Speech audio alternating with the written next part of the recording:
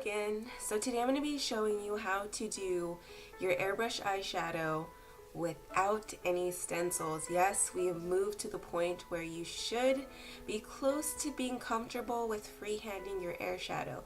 So today I'm going to show you how to get this pop of purple, very natural eye look while we practice how to do our eyeshadow without the shadow shield. So if you are interested, please keep watching. I'm going to start this look off by laying down a base color, which is also going to double as my inner lid color.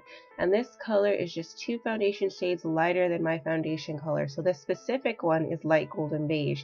So depending on your skin tone, you just want to choose a shade that is lighter than your foundation color.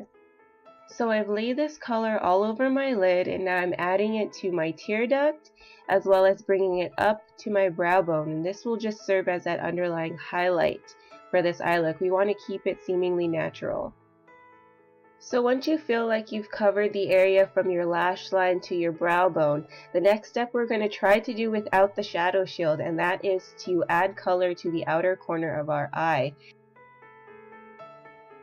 So here what I'm doing is just getting really close to my eye. I'm maybe about an inch or less away from my eye, and I'm just moving it in the pattern that I'm trying to create on that outer V. By moving it in that line, I'm able to pull back on the lever, only releasing color to where I want it to be. And then I'm just going to simply shade that color in once the outline is laid down, filling that purple all the way in through my transition and deeper into the fold of my eye. Now if you're unsure of your abilities at this point, what you want to do is just drag your airbrush with only the air to create that barrier or that outline for where you're going to shade before you actually pull back the lever to start releasing that color. So go ahead and drag it back and forth a few times until you're comfortable with the area, like I just did here, and then pull the lever back when you're ready. That way you already have the motion down, making it a little bit easier for you to create that outline. At this point, the outline is the hardest part, so once you got that outline down, it's smooth sailing from there with the shading. And once you finish your outline as well as your shading, you just want to check both eyes and make sure that they're even. Now the next step is adding color to your lower lash line, and for this step you really want to be about ½ an inch or closer to your eye, and just lightly pull back on the lever to release small amounts of color, really concentrating it to below your lower lash line.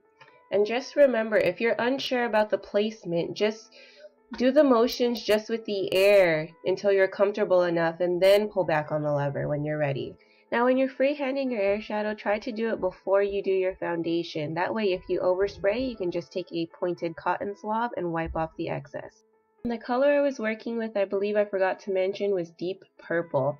So here I'm taking a shimmer color, which is taupe, and I'm just putting it on the mid-lid area, and I'm taking that all the way up to my transition where the deep purple begins, just to make sure that everything's blended into each other.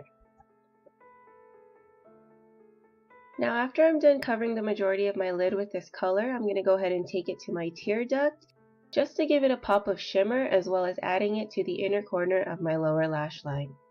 So the next step would be Airliner. Now I do have a video on how to do Airliner. I am currently in the works of making a video on how to freehand your Airliner, so keep an eye out for that.